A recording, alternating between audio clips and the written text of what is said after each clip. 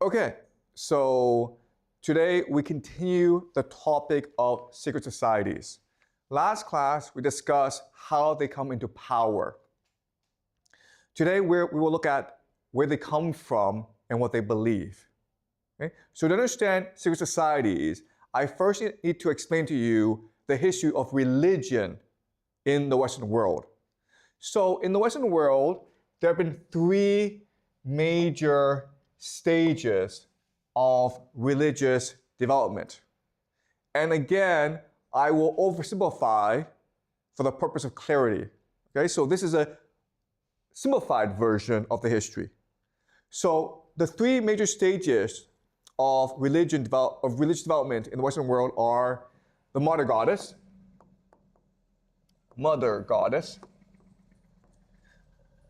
polytheism, and monotheism. Polytheism means many gods. You believe in many gods. Monotheism means one God, that only one God exists. So the mother goddess civilization came about because of agriculture. And in an agricultural world, you have two problems. The first problem is to make sure that your crops are healthy and you can harvest them in time. The second problem is to give birth, to have as many children as possible to work the fields. Okay, so these are the two problems. And because of that, a religion developed in order to facilitate both, called the mother goddess civilization. So at the center of this religion is the womb. The woman's womb is considered a divine portal from the spirit world into our world. It's almost like a cave, right? In which the spirit world can come out and manifest itself in our world. So the center of this religion is the womb of the woman. And as such, the women are in control. What's really important is to understand that in this world, everything is interconnected, harmonized, balanced together. So the womb is the center of this world, but then you have the stars. Okay, the stars. And of course, this gives rise to astrology.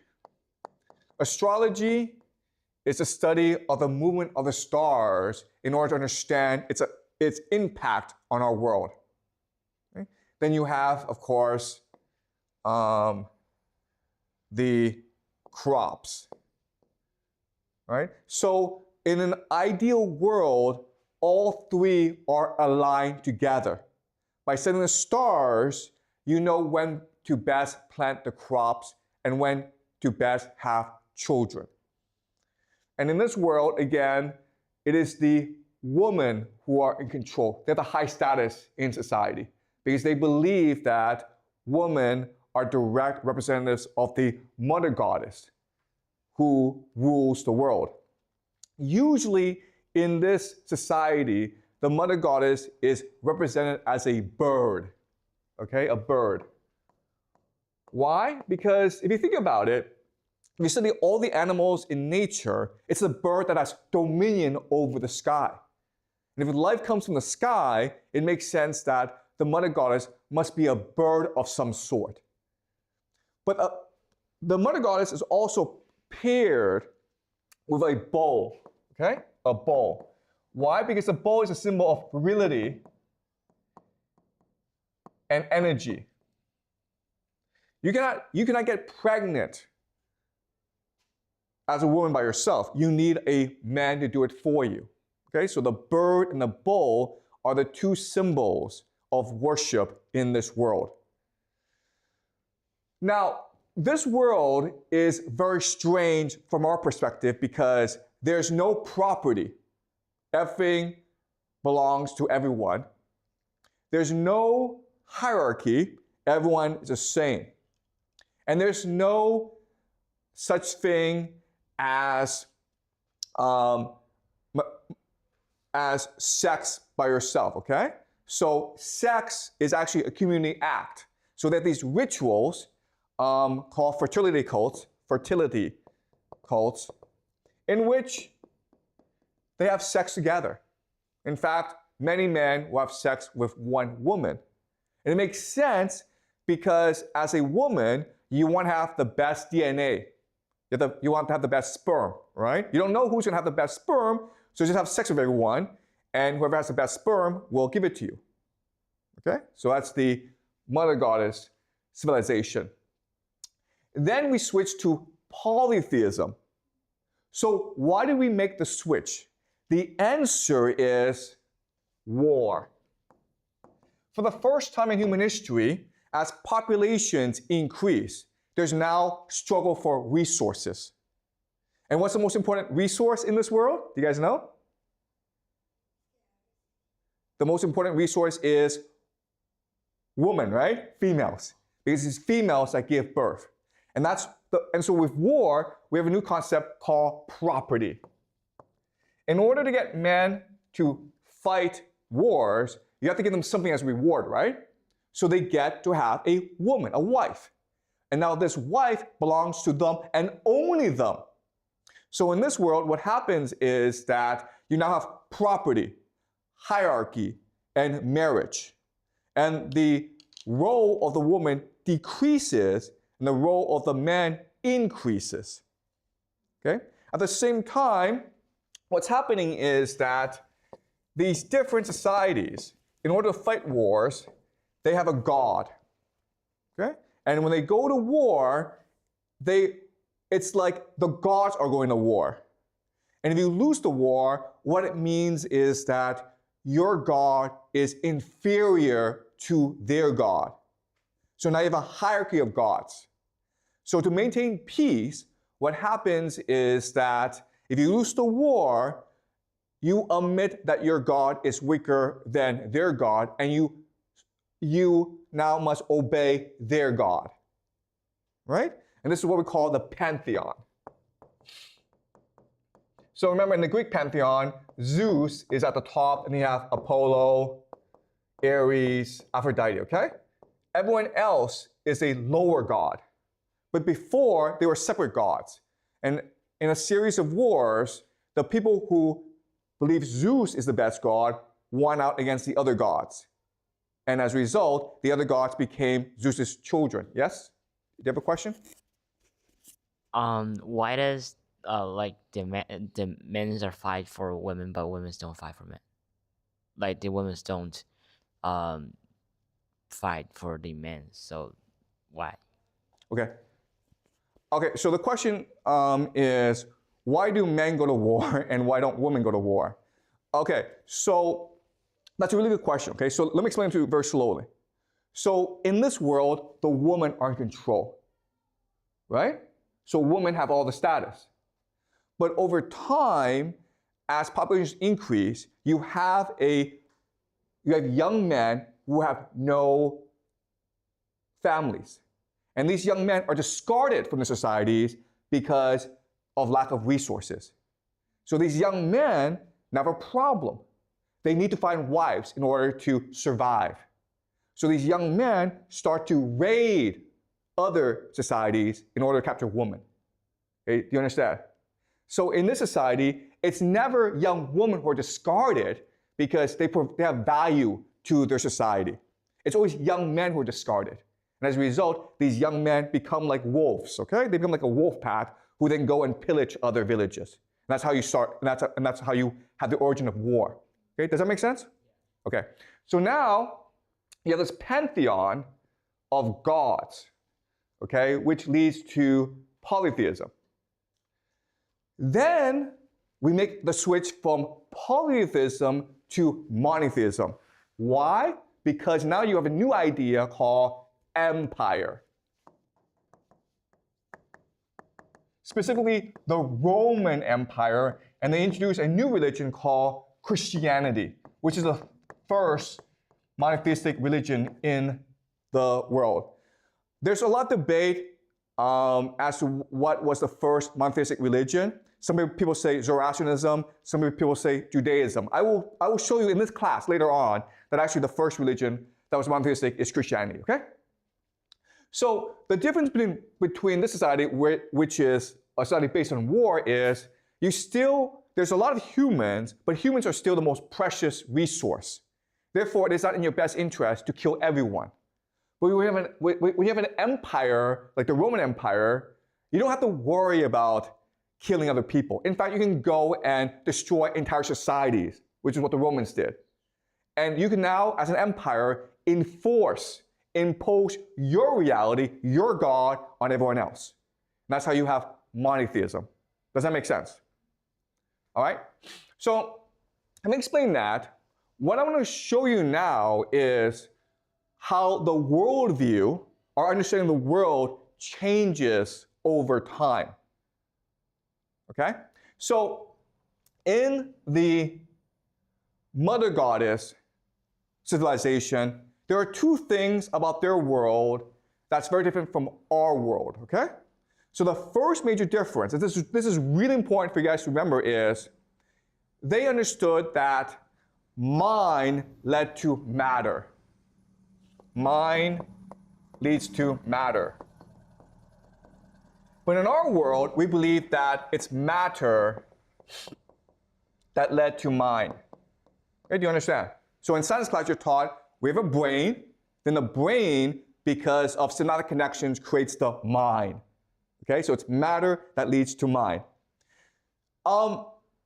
Even though we're taught this, if you think about it, it actually doesn't make any sense. Because how does our small little brain, how is it able to do so much processing, which is the mind, right? How are we able to imagine? How are we able to dream? It's really confusing for us. And quite honestly, if you talk to the very best neuroscientists in the world, their response will always be, don't ask this question. Okay? It's never like we don't know. It's always like, don't ask this question. Okay? This question is forbidden to ask in neuroscience. But so throughout most of human history, we believe that it was mind that led to matter. That it's the mind that creates the brain in order to understand the world. Okay? That makes a lot more sense than matter leads to mind. Okay? Okay, so that's the first major difference. Throughout most of human history, most societies believe that it was the mind that creates the brain. The second major difference is that this is a metaphorical world. In other words, they spoke using metaphors. They understood the world through metaphors. Today, we live in a literal world. Okay, what's the difference? Well, the difference is this. Let's just say that you and I fight.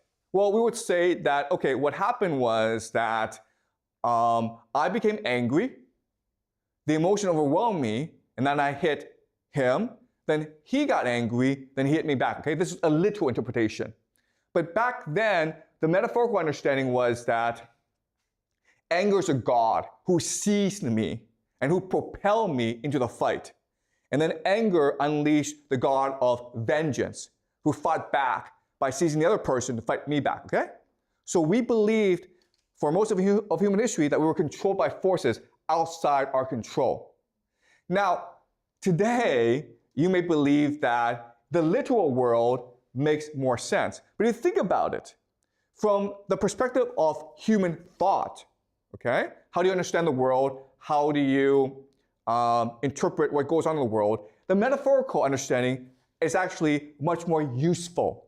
And that's why, and I know this is hard for you guys to understand, back then, they were much more creative than we are today.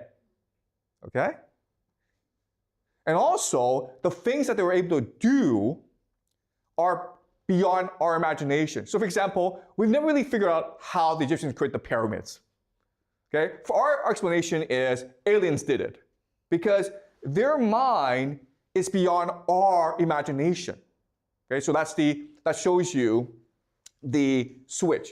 Now, when we go to the polytheistic world, this system still continues, but they add more elements to make it more complex. Okay, so the first element is they believe that we are controlled by gods. We're the playthings of gods. Now, what's really important to understand is that these gods, Zeus, Apollo, Ares, they're no different from mortals. The only difference is they just live forever. Okay? So, for example, if you're a king, what do you like to do? Well, you like to go around and chase young girls around, okay? What does Zeus do all day? What does Apollo do all day? These gods, all they do is go around and chase young girls around. Okay, so there's absolutely no difference. Above the gods are the older gods, fortune, fate. So the belief was that even though these are gods, they're still controlled by forces beyond their understanding like fortune and fate. What mattered in this world was not to be good. What mattered in this world is to be lucky, okay? To be fortunate. Because that showed you that the gods favored you. And the last element, the most important element, is the unwritten and immutable laws of the universe. Okay? So a concept like justice. So think of gravity, how gravity gives structure to the universe, right? Well, back then they believed the same thing, where at the most fundamental level, there were concepts that existed like justice. And if you could have the favor of the gods, and you could be very lucky, but if you did things that were unjust, then eventually you'd be punished for it because you're breaking the structure of the universe. Okay? So this was the polytheistic worldview. Now, when you go to the monotheistic worldview, all this changes because now you have a new concept that never existed in human history before called one true God. And this changes everything, okay? Because before, as you can see, humans thought in a very complex, sophisticated, diverse, imaginative way about the world. But now, with the advent of Christianity, it's only one true God. And as such, you have three new concepts that become dominant in this world. These concepts have existed before, but now they're dominant. The first concept is the idea of truth. Okay? If there's one true God, then there must be one truth to the universe. And so when we move towards the truth, that is good, right? But when we move away from the truth, that is evil. So now you have a new concept called evil that didn't really exist before. Okay? You did good things because in this world, it was to your advantage. Now, in this world, if you defy God, that is evil. Okay? And now with truth and evil, you have a new concept called the individual. Before in this world, what mattered was your family, your community, your society, the people around you. Now, with the advent of one true God, the community, the family doesn't matter. What matters is your loyalty, your faith in the one true God. So you can actually step outside your community and just do what you believe is right, as long as you have faith in the one true God. All right? Okay. So these three concepts, truth, evil, individual, are important for you to remember because they underpin modernity. These three concepts, once they grow to a certain extent, they will create modernity, the world we live in. Okay? Our world is controlled by these three forces. Now, what's important for us to understand is these three concepts are beyond the human intuition. You cannot logically, by yourself, deduce or come up with these three concepts. This world of the modern God it's intuitive. Okay? This polytheistic world is also intuitive, but the Christian world now is counterintuitive. Okay? So as a result, for monotheism to triumph, because it is so counterintuitive, it must now destroy the polytheistic world. Okay? So the Romans spent a lot of time, taking centuries and centuries, to destroy the polytheistic world. But the thing is this: you can never ever kill an idea. The idea, if it is being suppressed, just goes underground. Okay? So remember, here in the mother god civilization, the main instrument of religious worship are fertility cults run by women. Well, now that war has come and men have taken over from women, what happened is that the woman went underground to create new religious organizations called mystery schools. And mystery schools, what they're trying to do is they're trying to maintain the best knowledge and traditions of the mother goddess civilization. Okay? Especially the fact that we come from the mind. We created the universe through our imagination. Okay? That's the main secret that they're trying to maintain. These mystery schools become extremely popular among the elite because they offer great sex. Okay? The elite join these mystery clubs as sex clubs, basically. Remember, in this civilization, what mattered is the womb. So they develop all sorts of like secret sexual techniques to please the woman, to make the woman feel as though she's in harmony with the universe. In this world, the mother goddess, sex is a mechanism to communicate with the universe, to discover the secrets of the universe. And so they maintain these rituals in the mystery schools. And the most powerful people will participate in these mystery schools. They're called mystery schools not because they're secret, but because everyone is sworn to secrecy. So if you ever divulge what actually goes on in these mystery schools, you'll be punished by death. Okay? You'll be executed by the members. But with the advent of Christianity, these mystery schools now are a threat to the empire, okay? Because these mystery schools are where the elite, the local elite, hang out. So now what happens is, now they become secret societies. Okay? That's where they come from. Secret societies are an attempt to maintain the secrets of the universe against the advent of Christianity and empire. And secret societies have been around for a long, long time. You may have heard of certain secret societies like the Knights Templars, Rosicrucians, the Illuminati, the Freemasons, okay? They're all very powerful. They're still around. Yes, I understand that. But what I'm saying is there are a lot more secret societies that we do not know about and who've been around for much longer. Okay? But they're all trying to maintain the secret of the universe, which is that mind leads to matter. That's the great secret of the universe. And this is something that we've always believed and always known, but with the advent of Christianity, this has become suppressed over time. All right? So any questions before I move on?